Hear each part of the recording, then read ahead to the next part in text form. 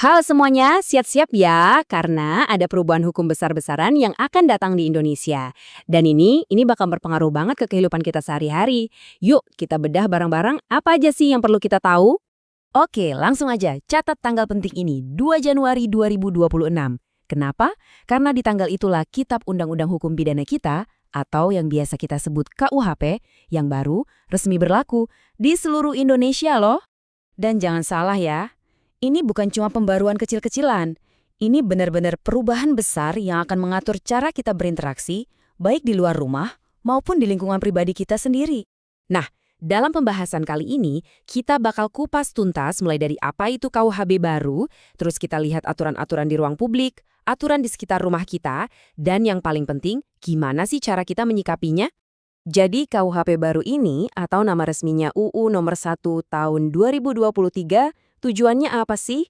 Intinya untuk mengatur kehidupan sosial kita jadi lebih detail. Penting banget buat kita paham biar nggak kena masalah hukum di kemudian hari. Nah, sekarang kita mulai dari yang paling sering kita hadapi sehari-hari, aturan di ruang publik. Ini menyangkut gimana kita berinteraksi di luar sana. Misalnya nih, soal hidup bareng tanpa nikah. Pertanyaan ini kan relevan banget buat banyak orang ya. Nah, KUHP yang baru ini punya jawaban yang cukup tegas soal ini. Istilah kerennya itu kohabitasi, atau kalau bahasa gaulnya kumpul kebo. Jadi, menurut pasal 412, kalau ada pasangan yang tinggal bareng tanpa ikatan pernikahan, itu sekarang bisa jadi pelanggaran hukum. Ini bukan lagi cuma urusan sosial, tapi udah masuk ranah hukum. Oke, lanjut ya. Gimana kalau soal mabuk di tempat umum? Sering kan kita lihat? Nah, sekarang bakal ada aturannya loh. Ada konsekuensinya nggak ya? Jawabannya ada banget. Di pasal 316 jelas disebutin kalau mabuk di tempat umum sampai bikin onar atau ganggu ketertiban, itu pelanggaran. Jadi catat ya, kata kuncinya di sini adalah mengganggu ketertiban. Dan hukumannya nggak main-main. Dendanya bisa sampai 10 juta rupiah. Wow, ini nunjukkan kalau pemerintah serius banget pengen menjaga ketertiban umum. Oke, tahan dulu sebentar.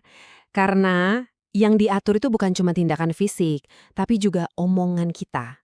Hati-hati. Jadi di pasal 436, sekarang kalau kita menghina martabat orang lain pakai kata-kata kasar, itu bisa kena denda atau bahkan hukuman pidana. Lidahmu harimaumu sekarang beneran jadi pasal hukum nih. Dan biar jelas nih ya, di undang-undangnya itu dikasih contoh spesifik. Kalau sampai ngatain orang pakai kata-kata kayak anjing, babi, atau sejenisnya, wah, itu sekarang ada konsekuensi hukumnya. Jadi harus lebih bijak lagi memilih kata-kata. Oke, tadi kita udah bahas soal di luar, sekarang kita geser ke area yang lebih dekat sama kita, yaitu seputar rumah dan lingkungan tetangga. Ada apa aja sih aturannya? Pernah nggak sih keganggu sama tetangga yang suka setel musik kenceng-kenceng tengah malam? Nah, ini kan masalah klasik banget ya. Sekarang hukum mengatur soal ini loh. Di pasal 265 disebutin, kalau kita bikin gaduh atau berisik di malam hari sampai ganggu orang lain, itu bisa kena sanksi. Intinya, kebebasan kita buat seneng-seneng itu ada batasnya, yaitu hak tetangga kita buat istirahat dengan tenang. Dan coba tebak dendanya berapa? Sama kayak mabuk di tempat umum tadi.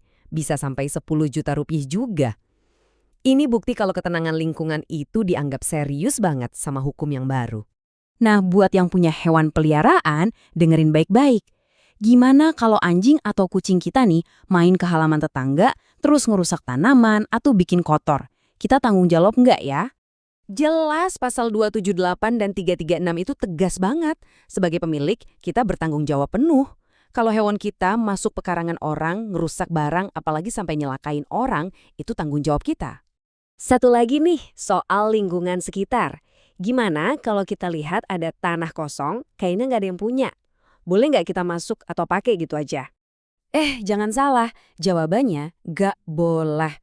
Pasal 607 itu melarang kita buat masuk, pakai, atau menguasai tanah orang lain tanpa izin dari pemilik sahnya. Jadi, hak milik itu benar-benar dijaga. Oke, kita udah lihat beberapa aturan baru ya. Terus intinya apa sih dari semua ini? Sebenarnya, kuncinya itu simple banget kok. Saling menjaga dan saling menghormati satu sama lain. Terus gimana caranya kita bisa adaptasi? Gampang, ada 3 hal yang bisa kita lakuin. Pertama, saling ingetin, mulai dari orang rumah, teman dekat. Kedua, ya jaga perilaku kita sendiri. Dan yang ketiga, ini penting banget di era digital, jaga lisan dan tulisan. Baik itu pas ngobrol langsung atau pas ngetik di medsos. Nah, pada akhirnya, semua aturan baru ini balik lagi ke kita. Pertanyaannya adalah, kita mau lihat ini sebagai ancaman buat kebebasan kita atau justru sebagai sebuah peluang? Peluang untuk membangun masyarakat yang lebih teratur, lebih damai, dan lebih saling menghargai. Gimana menurut Anda? Jawabannya ada di kita masing-masing.